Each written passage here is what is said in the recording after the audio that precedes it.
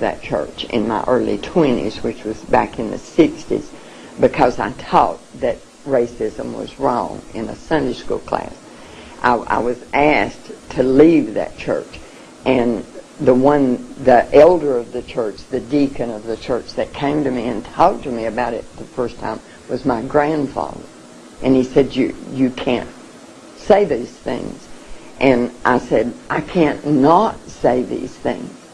Christianity has been misused for hundreds of years to keep your people in subjugation.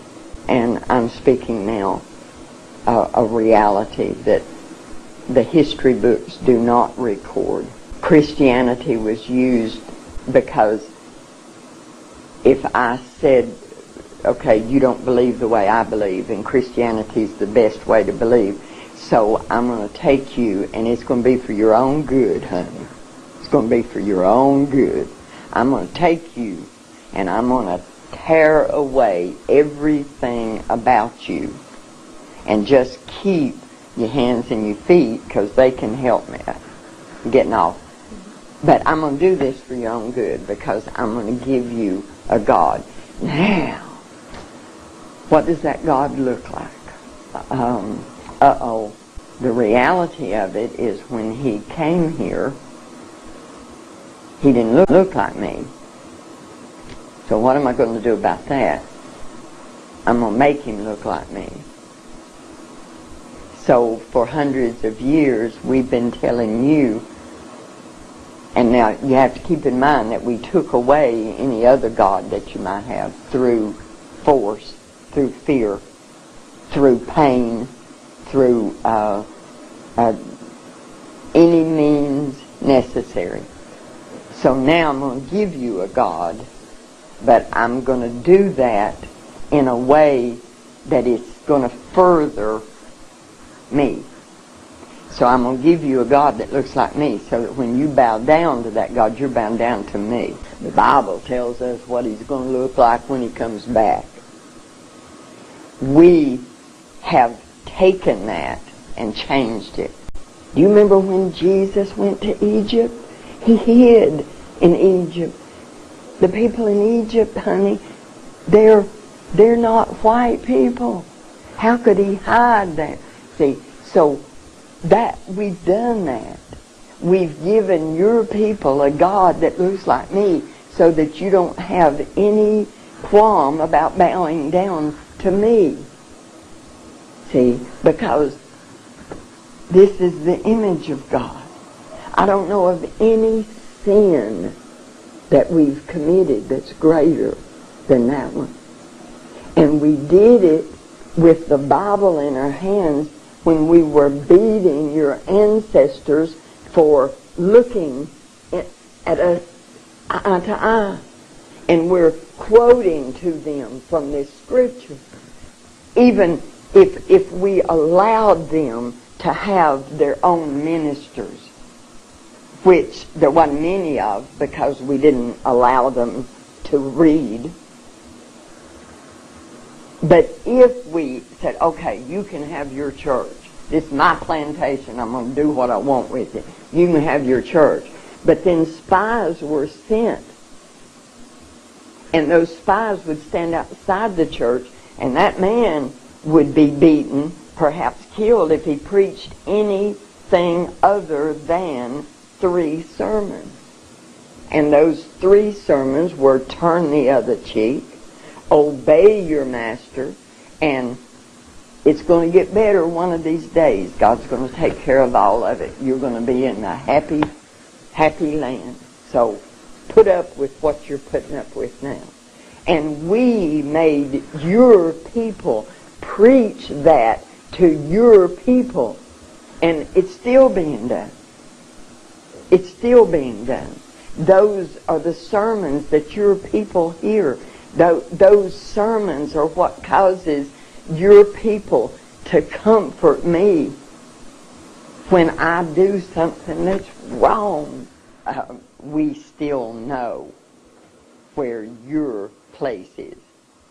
We know where our place is. And to me, the greatest deception that we've caused is that your people believe us when we say, this is my place and that is your place. Because I see evidence, and especially in seminars like this, because I will hear non-whites speak, and I hear them speak when they don't even know that they're speaking from a position that I have told them is the only way they're going to be allowed to succeed to that degree that I'm going to let them come up that ladder. Of course, I'm just going to let them come up so far. But the greatest sadness for me is that they don't even know. See, I have done such a good job that they don't even know that I've done this to them.